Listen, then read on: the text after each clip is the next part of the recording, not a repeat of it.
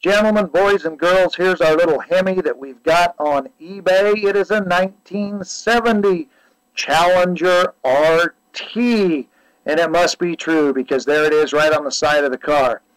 This little car has not been on the road since 1975, and when you step back and you look at her and you put her right alongside the new generation Challenger, I gotta say, Mopar did it just about right. Lines are extremely faithful to the original little muscle car that this was, and she is beautiful. Now, as mentioned in the ad, she has had some repaint work down each side.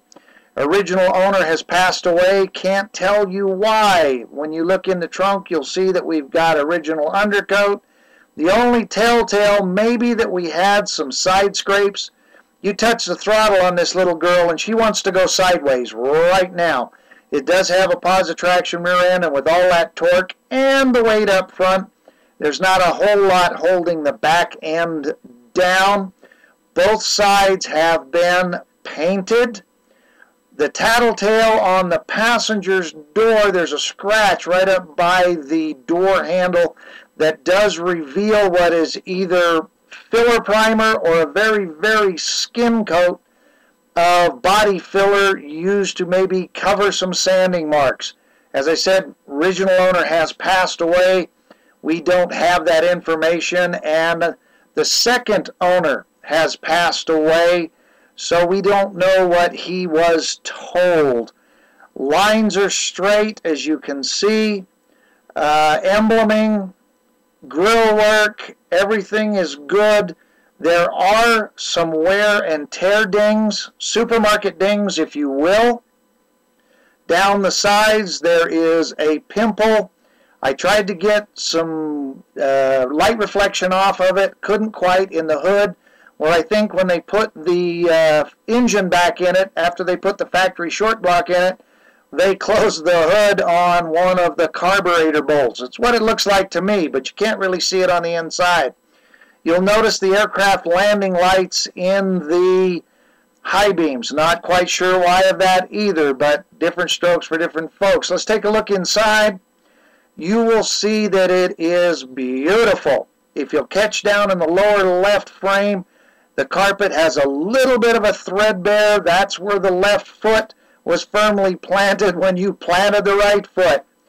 Please forgive the camera work here. That's very easy to read right now, but I'm going to go ahead and zoom in to where you can't read it at all. And then I'll find the switch and which way it goes backwards, and we'll pull back out of it.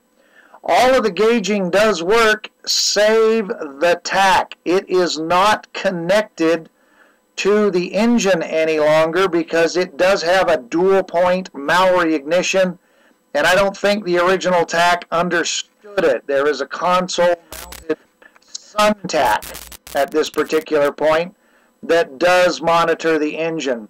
As you can see, the back seat, it's a little hard to see the package deck, but there's not a mark on it. Never been cut. I don't think there's been a backside in the back seat, come to think of it. As you can easily see, she is pretty. As we pan down here, as we're working back out, I did pull the carpet down just a little bit to check underneath to make sure we had no corrosion. There's the only marks. It's not worn through, but that's just a little bit of dirt marks on the scuff pad for your heel. There's the sun tack. That is a slap shift transmission, and as mentioned in the ad, it is now a done by B&M torque flight. So the original one was replaced. Looking into the trunk, you can see the marks where they set the engine pieces while they were doing the rebuild. That mini spare still has the original can of Freon to inflate it. Environmentally protective back then, we were not. As you can see, quarter panels have all the original undercoating and seam sealing. The jack's never been on the ground. The jacking instructions, the stickers there, I don't think they've ever been followed because that jack's never been out of its carrier.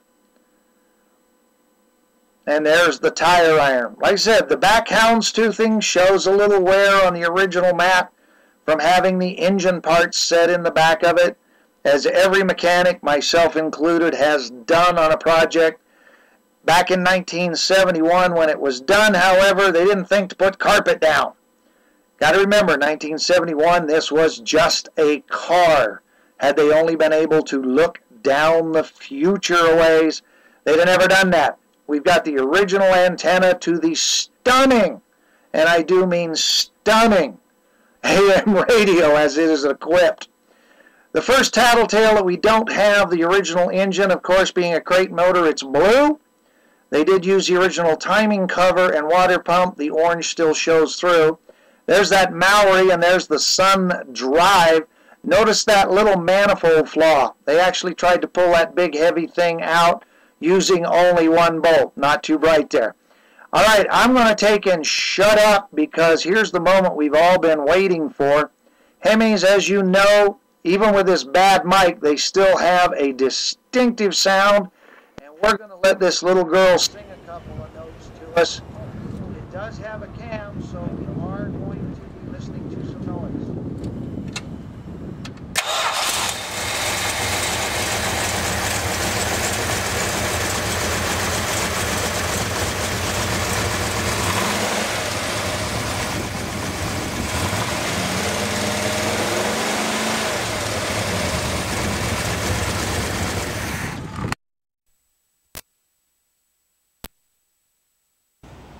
All right, we're going to move to the underside of the car now.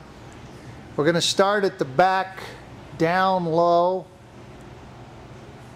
It has the original square shooter tips in the exhaust, the original rear resonators. That is not surprising considering the car has 34,000 miles.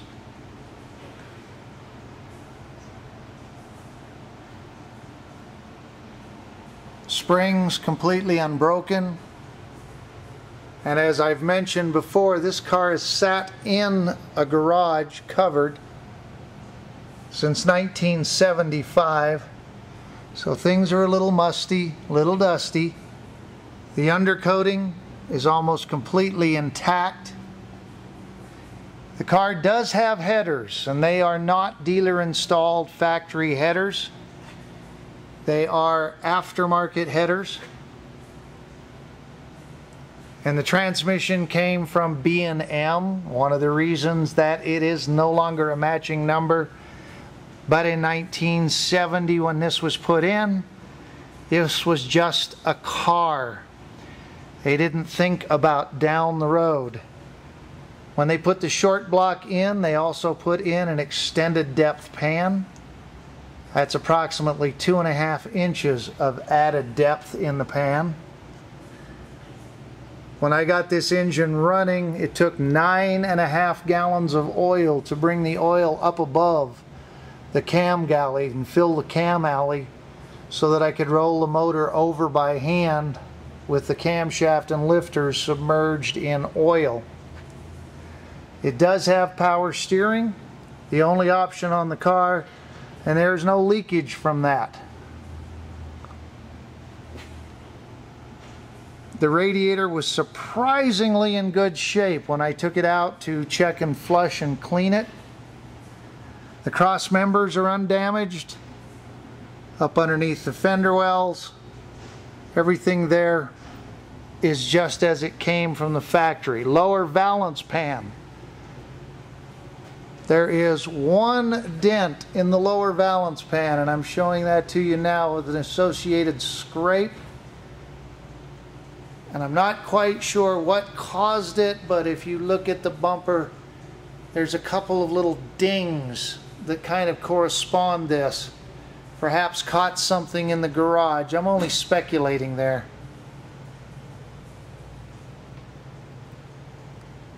Radiator in excellent condition. The oil cooler that was put in with the B&M transmission also undamaged. Front sway bar bushings, links, for 34,000 miles, and of course all these years in surprisingly good condition.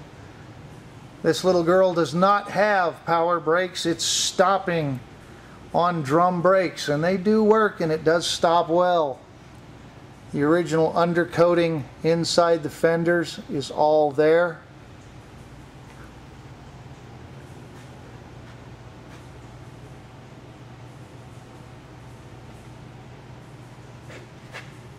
Up inside on both fenders. The car drives tight, it runs down the road tight. No shimmy or sway. I haven't even bothered to have the alignment checked. It drives that straight. Frame rails. It is a unibodied car, but it's never been pulled on a rack. The original holes are not elongated. All of the body, the plugs are still here. The original shocks are not leaking. The tank has never been out of the car. Rear lower quarters intact, no rust. On either side, original undercoating in place. Going to this rear frame rail. This has never had connectors put on it. This forward front rail, again, never been on a body rack. No holes.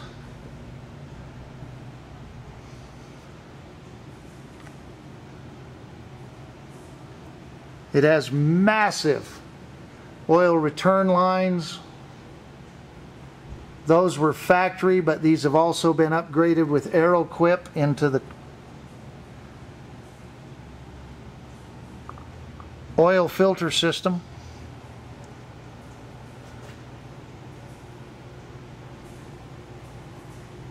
And at 34,000 miles, of course, it has the original hoses that came on the car, and they are in brilliant condition.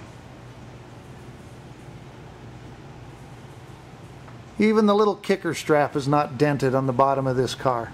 Highly unusual for a car this old. Traffic bump stops played hell with those.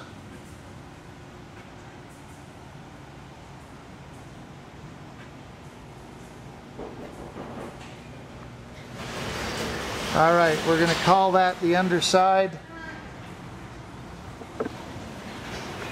Got our little car. Thanks for looking. If you've got any questions, all the info's in the ad. And just in case you can't find that, right quick, because here it comes. Thank you for looking. We hope to hear